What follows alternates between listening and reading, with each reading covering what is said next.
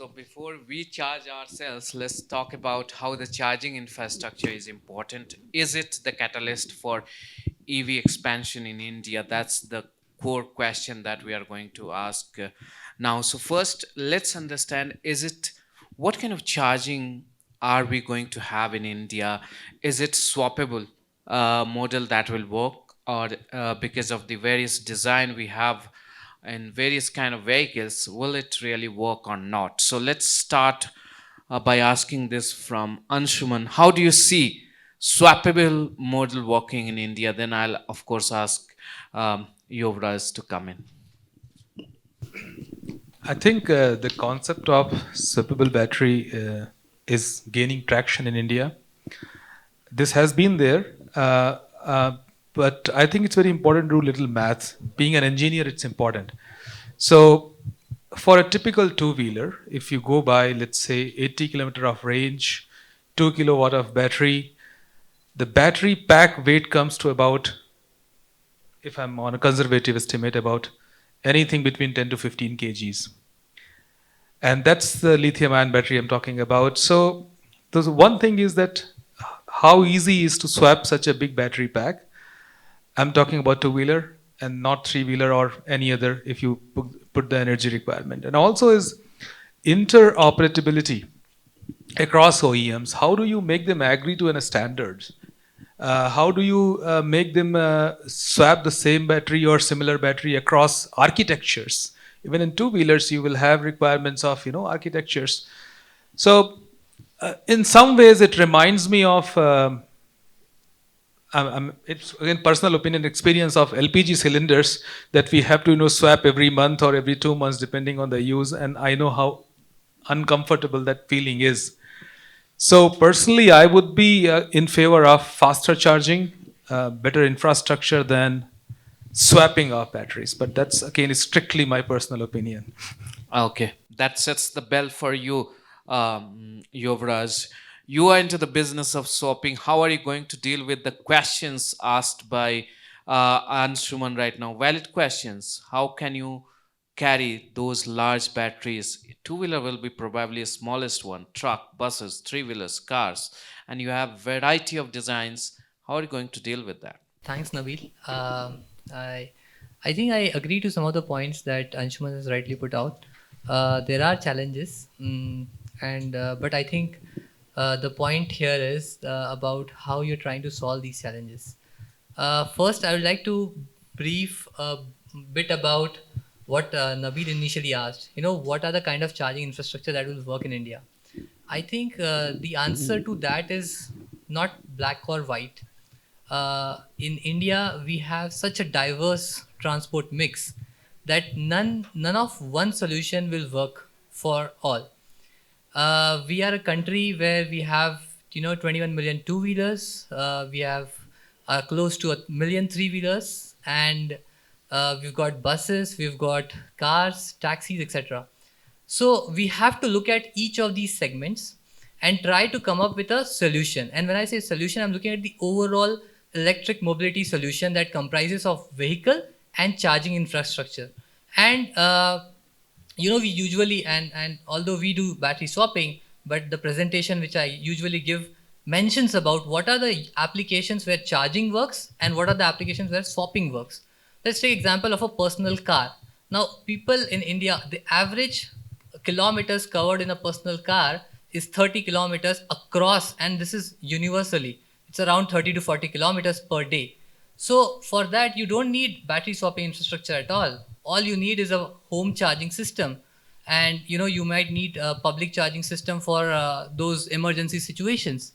But let's take example of a commercial car where a car is used for, say, employee transport commuting. In Bangalore, you have IT employees, which are ferried using cars. Now there, a car is doing 120 kilometers a day, sometimes as high as 200 kilometers a day. So there, you need a fast charging infrastructure where the infrastructure can itself be set up at fixed places. Here, the routes are predictable, the utilization is high, so slow charging doesn't work. But let's take example of a taxi. I think if you take example of a taxi, you don't know where you're going next. You don't have enough range. You cannot have customer, You cannot deny duty to customer. So that's when swapping works. And if you look at really example of India, India will not move to electric if economics do not work. That is the reason why government is giving subsidies, right? So I think the if you have to make economics work, you have to create solutions. So for two and three wheelers, we've looked at applications like goods delivery or bike taxis, bike rentals. Three wheelers do 100 kilometers a day.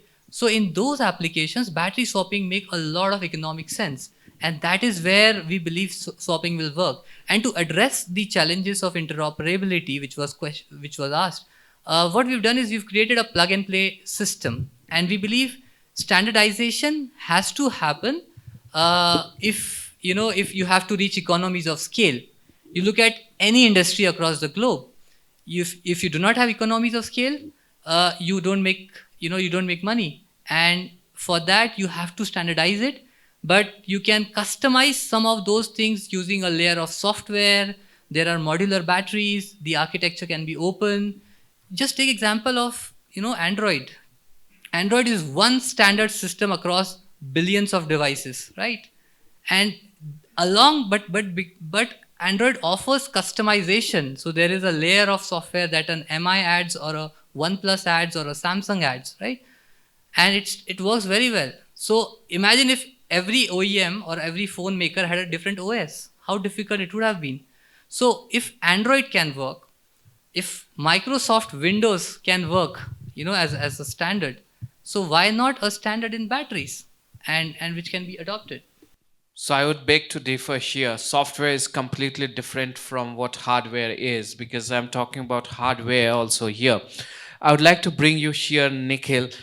Do you think standardization is really possible in vehicles right now, looking at the situation? And don't you think if you bring standardization, will you not lose on the designing a product, because every brand has its own design line, language, legacy? How are you going to deal with that? I think I agree with you on this. They have given examples about two-wheelers, three-wheelers. Since I come from Volvo cars, I'll talk about cars. And what I know is coming from all the luxury car manufacturers, it's not possible. I mean, standardization at this level for these cars is not happening right now. It's not in the plans for anyone. So, and coming back to the topic, when you're saying charging infrastructure, is it the real catalyst right now? I would say not charging infrastructure, but batteries are, because right now the battery cost is so high. I mean, I go a step back, and you took an opinion poll sometime back from people, and people, I think 80% people said yes, we'll go for electric cars and we'll skip hybrids. If today I ask you again, okay, we launch a car, electric car tomorrow, how many of you would buy the car? I mean, how many of would you raise the hand? Today, the main barriers which if you see in buying a car, for me as a customer, not as an automobile guy, one is the high price. A Hyundai Kona comes at 25 lakh rupees, size of an i10 car, which is available at 8 to 9 lakh rupees. Would you go and buy that car? Where would you charge that? Do you know about the residual value of your car after 2 years, 3 years? Or would you know about the battery performance warranty? So what I'm saying is right now the infrastructure, the awareness, the customer confidence is low on these things. So right now I think the focus needs to be on reducing the battery cost so that the price can come down. And then when the price is down, people will consider buying it. And then when there's a demand in the market, manufacturers, which you have been talking about, they will probably invest in the economies of scale. They will go big, the demand will be fulfilled, and then when the demand is there, sale is happening, then definitely the charging infrastructure would be set up to meet that kind of a requirement. Varun, what is your take on it? Well, like you mentioned, it's a problem of high battery prices. So the battery prices needs to come down. But how will they come down if the volume will not increase? Right? Obviously, there are global players who are driving this cost decrease, and as well as your mobile phones, all of them have lithium-ion batteries. But still, I mean, it's a chicken and egg problem. You need to start somewhere. You need to start at least launch some vehicles in the market, see how the customers perceive it, especially the early movers, people who have money can buy a car like that, right? That is one part of it, and the second part of it is how important is this charging infrastructure. So I am personally not a believer in swapping. There are a lot of problems with swapping, and if I look 10 years down the line, I see that the batteries will improve so much that fast charging will become the norm, ultra fast charging. So I think it makes more sense to focus on charging infrastructure than battery swapping, because if some solution will not work 10 years down the line, what's the use of investing in it? Same with the hybrid electric vehicles, right? Just move directly to battery electric So vehicles. there's a debate also on fast and ultra fast charging. But before we get into it, I'll give you an opportunity to counter because it seems to be, down now. 4:1. So what's your answer? How do you, because do you see really a scalability in this space when we see the voices startup to the established players already batting against your model? I think, yeah, the point I'm trying to say is that there are contexts. I think all the three people who are sitting here are actually talking about their segments, and they have a perspective which I totally respect and I agree to that. In those contexts, like Mercedes car or a Volvo car or a super bike that you're talking about, swapping is not the right solution. But what about an e-rickshaw? What about an electric auto? Or what about a delivery scooter? And we've done this. So we've the fleet of e-rickshaws today in Gurgaon that uses battery swapping has covered 800,000 kilometers over last 9 months. And we've been able to consistently give the drivers 40% more revenue because of swapping. There is no downtime, which earlier was 12 hours a day, 8 hours at night, 4 hours during the day. So we are trying to solve real problems of certain segments. So I honestly don't believe in the debate of swapping versus fast charging. I believe, and in fact, to bring this fact, I am proud to say that I am the first guy, or I'm the guy which in India set up the first fast charging infrastructure for electric cars. The first station for electric cars, commercial electric cars, has been set up at the office of Tesco. I was the guy who set it up. So I believe that technology has to solve a problem, a commercial problem. Coexistence. Yeah, so there will Coexistence. be coexistence. And trying to pointer a point on scalability. I think we are trying to solve the problems of today. Today, batteries are expensive. Today, charging isn't that fast enough. So what is the solution for today? 10 years down the line, we may have different solution. That is okay, but that is how it evolves. I am trying to solve a problem today with the available resources, available technology, and available economics, and it works. So that is how we are able to scale up. 10 years down the line, we may pivot. I don't know. As technologies evolve, we have to prepare for it. But I cannot wait for 10 years. And I think if we wait today, fast charging will never come 10 years down the line also, because you're just waiting for it. But Technology. it's not 10 years. If you look at the way the battery cost is going down, we just saw the presentation. It is very closer to be almost equal to ICE engine. The cost of So battery powered vehicle in next 5-7 years, the reports say. In I'm that talking about today. Okay. Today you still have in some corners where you see that economy is there, economics will work. Now we have talked about what charging infrastructure we are looking at. Let's come back to the core question, that is charging infrastructure the core catalyst for Indian EV story? How do you interpret it, Anshuman? Yes, I mean, that's the debate that for if you want to drive EV demand, you need to provide the range and the battery cost has to be low. But this is where the paradox is. The paradox is that if you want to give more range, the battery has to be big. But that's when you start designing an electric vehicle, the battery electric vehicle in isolation. Once you start design the battery electric vehicle together with the infrastructure, then you can optimize. That means the size has to be optimally done, keeping the cost plus the range which is needed to reach to you a charging station. Now, that is a mathematical part. The other part is, I think today, all of us are driving a car or two-wheeler or whatever, a car which is running on diesel or gasoline, right? So, what is our behavior? When we see the needle to the E, we rush towards the petrol pump, we fill it full or 500 rupees, 1000 rupees, and we start driving again. I think we need to revisit to this particular pattern because today diesel is available only on a station, filling station. It is not available at your home or office. But the electricity is. It is much more democratic energy source than the gasoline and diesel. So, as he pointed out, that when I have electric car, why would every time I rush to a charging station? At home, I will charge at home and not fast charging, slow charging because it's good for the health of the battery. At office, I will charge at a slow charging, good for the health of the battery.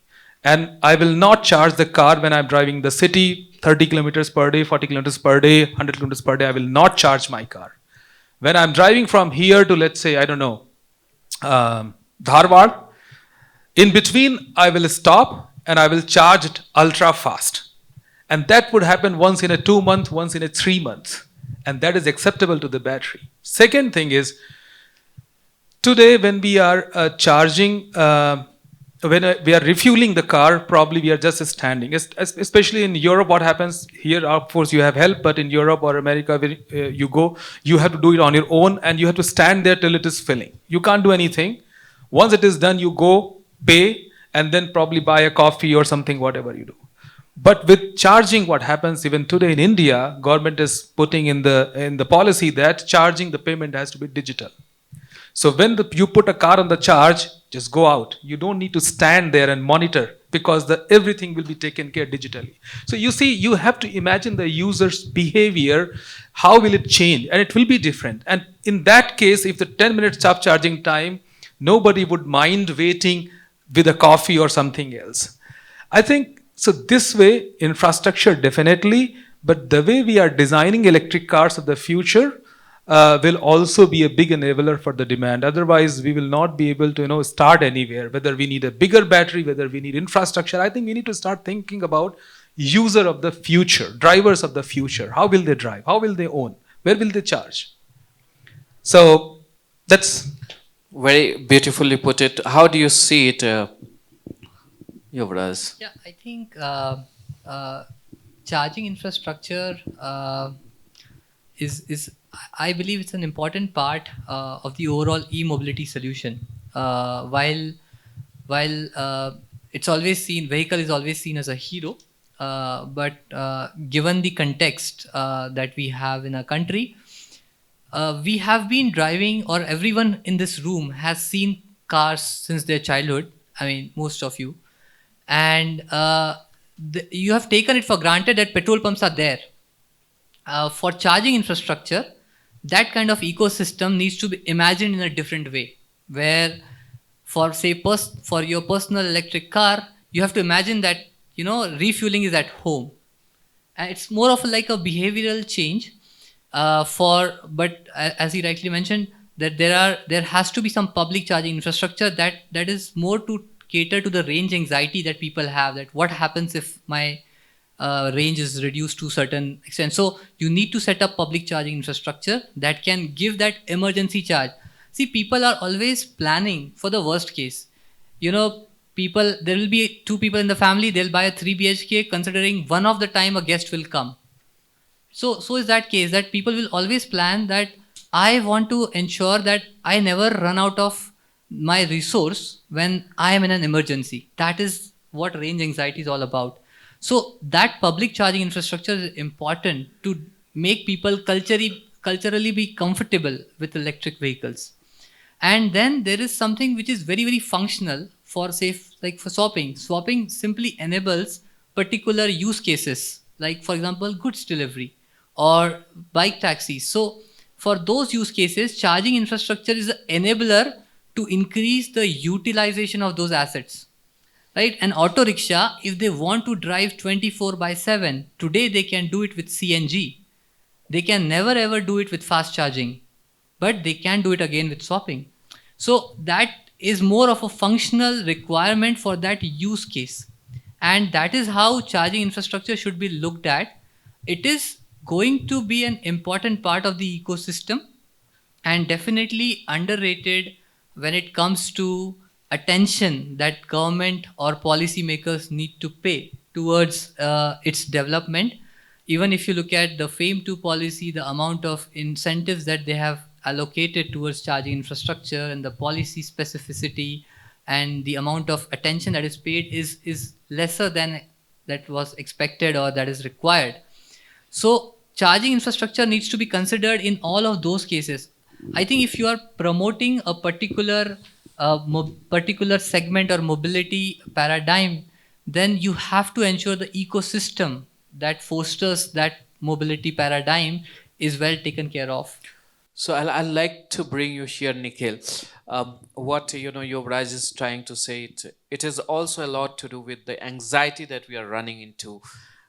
Do you really think it's beyond reality, that the anxiety that we carry along when we are talking about electric mobility, and we are still talking about the typical basics of first infrastructure or the vehicle, what should come first? How are we, what are the models that we can see? I would like to get input from all of you that could evolve, that we can fix this first level of barrier that we have as we move to electrification. See, couple of observations after what he said. Number one, yes, we have to make a start somewhere.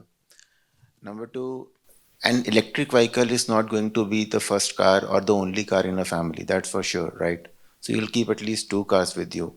Now, with the current set of living in societies and all, I don't think they are ready to provide you charging facilities if you have one reserved parking or two reserved parkings or rest of the parkings are open. So that's a challenge. Having said that, we as Volvo, we have been selling plug-in hybrids since last 4 years now in XC90. So what we do is a customer buys a car worth crore, we give them two chargers free of cost included in the price. We put one at his place, one at his office place. So he gets a pure range, electric range of around 50 kilometers if he drives on that. So my MD, for example, he lives in center of Delhi near the embassy area. He drives to Gurgaon every day on pure electric mode most of the time and goes back, charges it, goes back. So within the city, yes, it's a feasible thing to do. But however, going out of the city where the range becomes a problem, then it's an issue. And you look at Ola and Uber. Some years back, these companies were not there, and you had to manually book a call, a taxi, a Meru cab. It would confirm on the phone. Today, it's faceless experience. You just book it, car comes, you pay electronically, it's done. So in Norway, if you see, this is how it works for the charging stations. You're going somewhere on the app, you will see what charging stations are close to you, which ones are available. You can book it digitally on the map. Just go there, charge it, free of charge. They don't charge anything, and just go. So this is the kind of you see, you book, and you pay. This is the kind of interface level which is required for the customer. Why would he spend more money on an electric car and then face all these hassles? I mean, caring for the environment is one thing, but end of the day, if his cost of ownership is okay, but if he is paying more and the residual value of the car is not known, and then he has anxiety over the battery and also on the range, then I don't think he's going to. Many of us are going to go for the car, especially in the next 2, 3, 4 years. And like he's saying, it's going to happen in 10 years. So precisely what Mr. Jitendra from Toyota was saying, then is directly going ICE to a BEV a good idea, or is hybrid the way to the going to the BEVs? Well, first of all, I said 10 years down the line, I'm pretty sure the batteries will be able to accept charge 0 to 80% in like 5 minutes or so. So I'm talking about super fast charging. But I believe the electric vehicles will take over much before that. And how I see it is, obviously government is putting a lot of effort in installing these charging stations, like enabling the installation of the charging stations.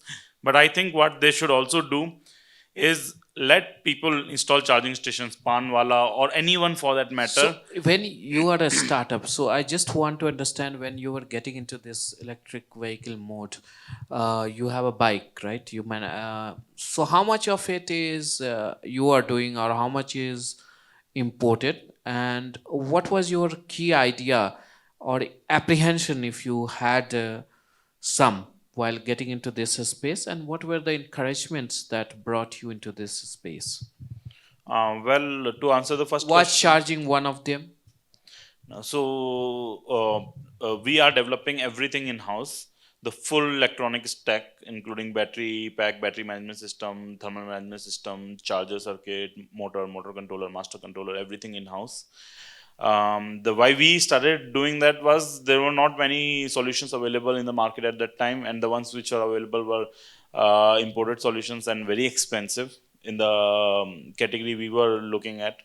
Right, so at the time we never focused on the charging part of it. We always focused on slow charging. But later on, like 2 years down the line, 2.5 years down the line, we decided to bite the bullet So and you go are with the saying you CCS. have entirely developed every part internally. How long did it take you? So in last 3.5 years, we have developed the full technology stack in house, the whole bike, along with that In just the three charging years. points. Yes. So we will be launching our charging stations, like the home charging units, wall mounted and portable in US and Europe. So that also we have developed, and along with that, we have developed some testing machines ourselves to test the battery life cycle, battery penetration testing, automated welding setup, um, uh, along with that, our own dynamometer, and also we do a lot of things in house. Okay, thank you. Anshuman, we see a lot of fancy about fast and ultra fast charging, but there is a peril to it also. If you talk about fast charging, it's DC to DC. It has an impact also on battery, if I'm not wrong. How can you explain for the better understanding of the I think audience? everybody understands today that fast charging, the problem with the fast charging is the battery heats up, and when it heats up, the life goes down. So that's a fundamental problem we have with fast charging. But again, my thing is that if we start using an electric car, how often will you use fast charging? It is not only the function of fast charging, it is also the frequency of fast charging. And I believe in a real use case, electric car owner will not charge their car very frequently on fast charging, because there is no need to do that. Typical of a scenario.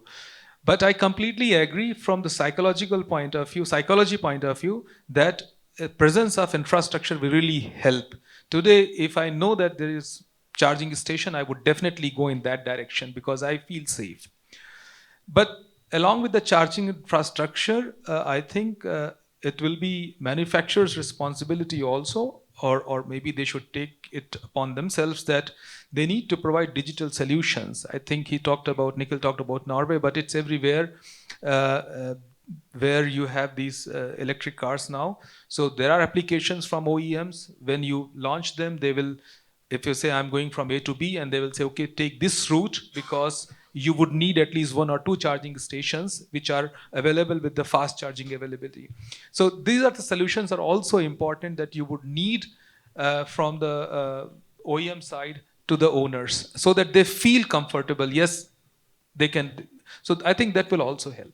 Before I open the floor for questions from the audience, coming to you, Yuvraj, we have been talking about charging infrastructure, the basic. Let's get back to basic.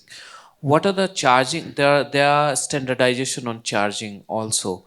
Can you elaborate on charging charger in standardization in India that we have right now, and how can we evolve it further?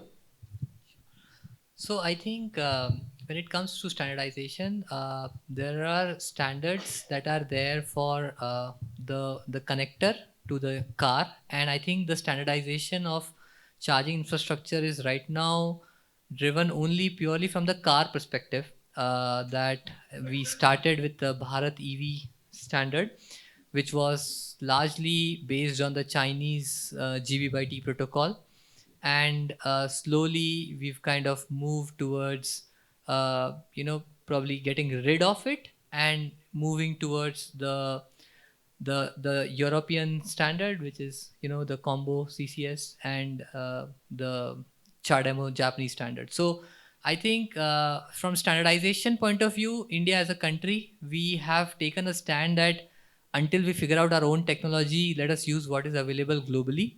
And government is pretty much open as long as accept the Chinese standard, with all due respect to China, accept the Chinese standard, the Japanese and the European slash American standards are pretty much okay with us. And that is kind of the direction we are going in. Beyond that, the charging infrastructure standards for other form factor of vehicles, there is for the slow charging, again under the Bharat charging standard, we have the for the simple home charger kind of a system. So there we are pretty much clear, and it doesn't require much technology. So that's where we are going on the charging infrastructures. Now there is a discussion around, if battery swapping is to be adopted at a larger scale, because there are 4 or 5 players. Earlier we were the only ones. So what are the ways we can bring in some sort of standardization in batteries, because batteries have to work interoperably, and again on the battery swapping stations, because the same batteries would go at the swapping station. So those are being discussed. I would say it is too early at this point of time to have a standard across players.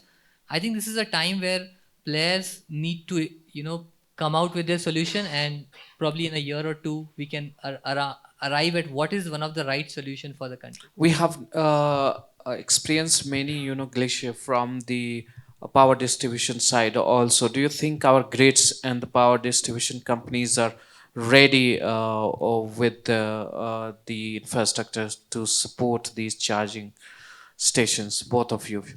I'm not very sure, but historically our grid, especially in India, has been designed not for charging. It was designed for a fan and a bulb. So I think I'm hearing about a smart grid, and so I would like to believe that maybe if they are not ready now, they should be ready, and they will be ready. But it is not only about charging. I think you talked about CCS. If we talk about CCS 3.0, I think there is a reverse flow of the charge is also a point, and I think our grid should also be able to take that in future. So I would like to believe, yes, they should be ready. Yeah, and I think I'll tell you, one of the reasons we've also looked at swapping for buses was primarily because of our constraints that our grid has put together. I'll just give you a simple example of city of Bangalore.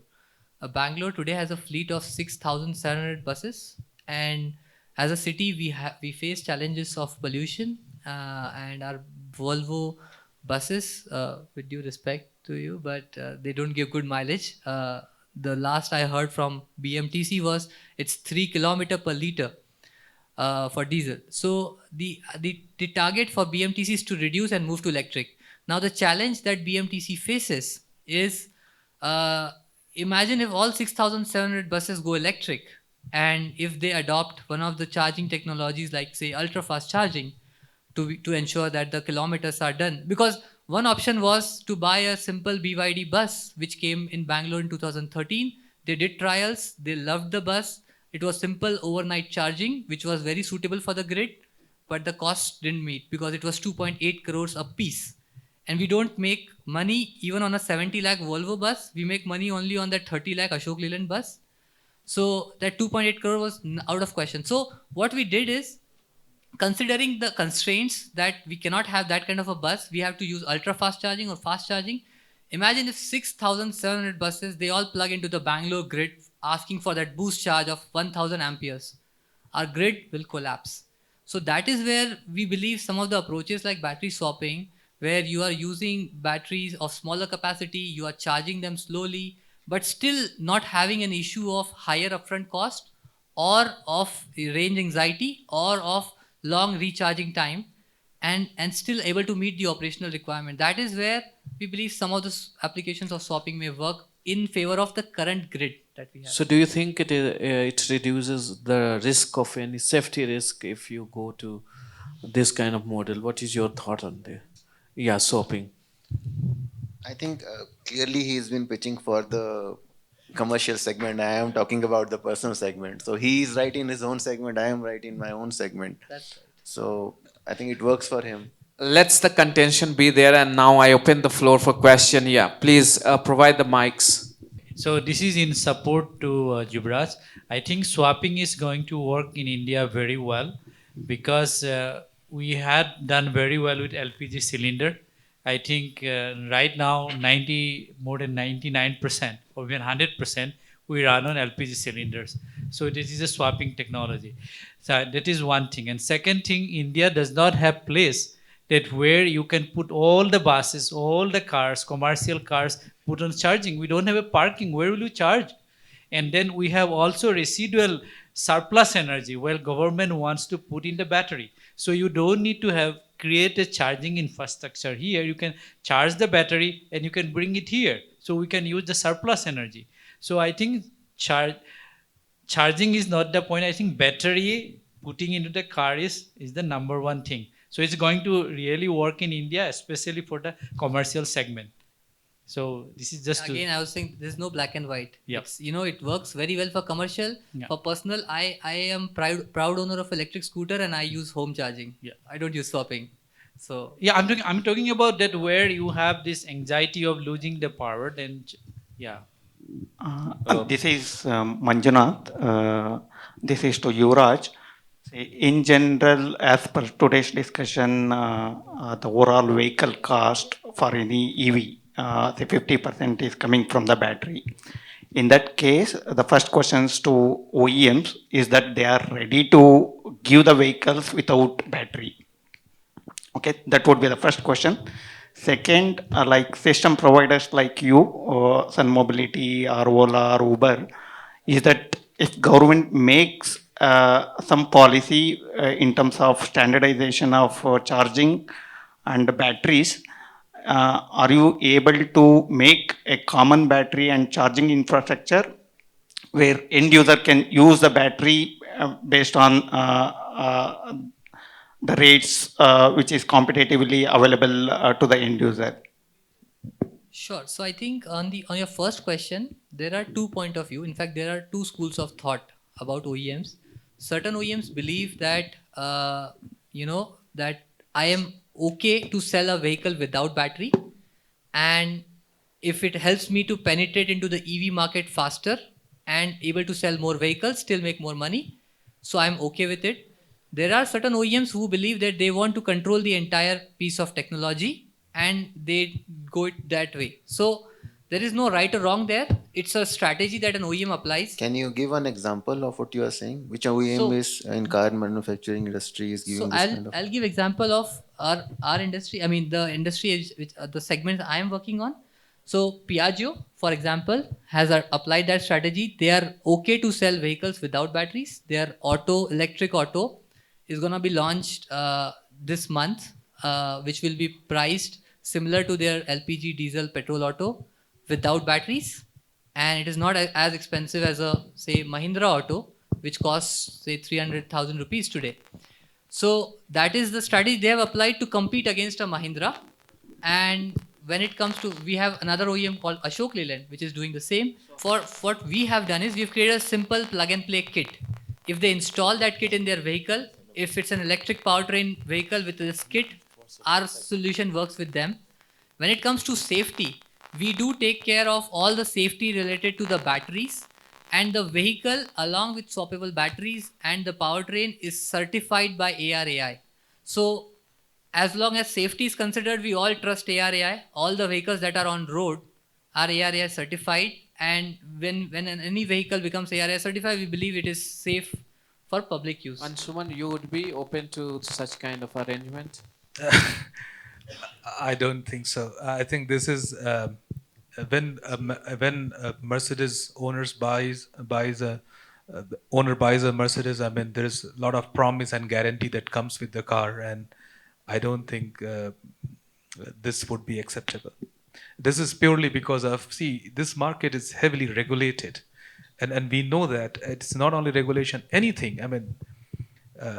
So small modification is open to debate what happens, but I don't think this would be the right way to approach here. And I think that's right also because the target segment that they are looking at is a personal customer. Yeah, but But I'm not See, sure. I think one thing is safety for human beings. I don't know how ethical it is that if you say, okay, only Mercedes owners should be safe and not any other owner. So I think let's not go there, because We if don't say that what that arrangement will be unsafe at I, all. I'm not saying that. I'm not saying that. No, no. That is I'm not also going there because I don't know what is there. But regulations put a lot of responsibility and a lot of I would say responsibility on OEMs, and that is where this, I think, debate stops. so. Okay. Okay, last Oh, question. there are so many. I can take only two questions from this corner. So, Please give others also chance. Okay. yeah, good evening. My question is to Yuvraj. So, yeah, I know a lot of I'm questions. under the fire. Yeah, so what is the difference between the cost that the person who's owning the electric vehicle has to incur while charging at home and swapping the battery? What is the price difference per kilometer? So I'll give you a simple example. There are two options today in the electric three-wheeler space. You can buy a Mahindra Trio, and I'm talking about non-subsidy for now, just to keep it apple to apple comparison. A Mahindra Trio will cost you a 300,000 rupees ka vehicle, and it will cost you 20 paisa a kilometer for charging. You can charge at home or any public charging station. And public charging station, there'll be a service fee maybe attached to the asset and stuff. But for your home charge, it's 20 paisa a kilometer. Then there is an option. Then you can buy, say, a Piaggio auto, which could be, 1 lakh, whatever, 1 lakh 80,000 or 1 lakh 90,000 rupees, which is similar to a price parity of a regular LPG auto or a regular petrol diesel auto. And what people pay on a per kilometer basis is 2 rupees a kilometer, which they are anyways paying for CNG, LPG, diesel. So that's how the economics work between swapping and or charging. So the capital cost which is there in the beginning is reduced, and there is an increment in asset in the OPEX, but it allows you to do unlimited kilometers through swapping. So that's a comparative economics, and that works for all segments. So for a two-wheeler, you can buy a Ather, or you can buy another two-wheeler which is costing you 70,000 rupees without batteries, and batteries would come at 1 rupee a kilometer. So, considering, okay, if I am to ride a commercial vehicle, an auto rickshaw or something, the upfront cost is the same and the OPEX is the same. So, why would I switch to electric now? Like, the upfront cost of the Piaggio auto without the battery is comparable to that of an normal gas powered auto, and the operation cost due to So- swapping becomes almost the same. That is Then, the what's the correct. difference? So I'll tell you currently. Okay, yeah, that one. No, of course that is the point. No, but but your question people is, are very, used to the entire infrastructure of So petrol and economics everything. to sociology. yeah, I think Yeah. the point about economics is today the volumes are very less. So you're comparing a Piaggio auto which is produced in few thousands versus few lakhs. When we reach that level of scale, even if we reach half the scale, the price will come down, even for swapping. The infrastructure today is very expensive to set up. And I'm talking about non-subsidized thing. Now, when government incentives come in, all of this will help to reduce the upfront cost as well as the OPEX.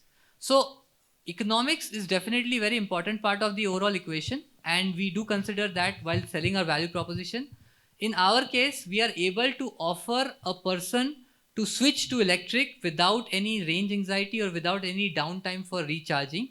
That's an upfront, and all you get is zero emissions. My question is to Yuvraj. Yes. See, normally in all our cars, we don't fill the petrol to the entire tank.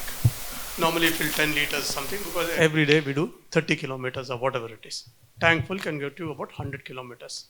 Can we think of something like that on swapping batteries, where you can have string of batteries? You have 2 strings which will take 30 kilometers. If you want to go 100 kilometers, put 5 strings. In fact, a similar arrangement is being done, I'm sure you must be aware. You heard of 2 tank. It's in Dusseldorf. They have worked on this. The batteries are not like ours. It is like a mouse of a computer mouse. It just filled into that. The software takes care of it. If it's a 48-volt system, the number of cells in series is adjusted. If it's 60, it gets adjusted. The software takes care of it. So what happens is when you're driving, let's say you put 30 units. It says your range you can go is 30 kilometers or whatever it is. Supposing one of the strings, one battery fails, it changes and becomes only 2 strings and it says your range is only 15 kilometers. You'll be happy to know we are doing it. Okay. So, To Mr. add to that, actually, that kind of architecture increases the cost of power electronics and the complexity a lot. So, effectively, we have also done it for a customer, but it just doesn't make economic sense at the end of the day. The better architecture is a hybrid battery where you have a bigger battery on board, which is a fixed battery, and a swappable battery option so that you can take the battery to your house and charge it, apartment buildings, as well as you can swap that battery from the side of the road if that is what you are into. Mr. Nikhil and Mr. Yuvraj, I have two questions. Very simple. Can we expect a universal charger across all the architectures? Because you said you gave two chargers, and I see like if I misplace or one of the both of them malfunctions, I cannot stand on the road and can get a new charger from Volvo. I expect like in the mobile phones we have a universal USB cable. Is it possible in future or not? Maybe Mercedes or a Volvo or a Hyundai. I think he gave an example for plug-in hybrid, so you don't really need to worry about it. If you can't charge, you drive on gasoline or diesel. So But in future we are expecting purely electric cars for that. purely electric car will have a standard charging connection. So I think that problem is solved.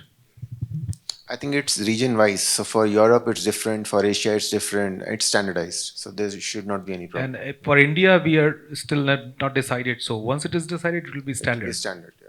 I think also it is the technology will evolve. Like you see, in the beginning, all different mobile chargers were different, and they eventually converged to a micro USB, and now we have just two types, C type and micro USB. So I think that's how maybe charging, connectors for charging infrastructure will also evolve over time, and it depends on how the demand and supply is, how convenient is, and how are the entities controlling manufacturing of this. All of these factors will decide. There is no clear answer, and I would say it may go the mobile phone way, it may not also go. So there is no clear answer to it. It is evolution of technology. Okay. Secondly, you are saying like you swap batteries actually. So my question is like public charging infrastructure. If I want to set up a charging station, we can expect a franchisee model from your side or something. We can buy a solution from you and then we can provide our services. We do offer an option to franchise our technology, and we are accepting inquiries on our website. At the right time, But not for the franchisee. The real question is, which I last asked before also, you are providing franchisee. And the point of interest is like we can, like anybody who wants to set up a charging station, they can buy a solution from a prospective product OEM or a company and can start their own services or not. Is it possible? So yes, of course, I think they can buy some from us and they can start their services. It's a matter of revenue sharing. So there are multiple models around it. You can own it, you can rent it, you can just operate it. All three models are open. Okay, thank you.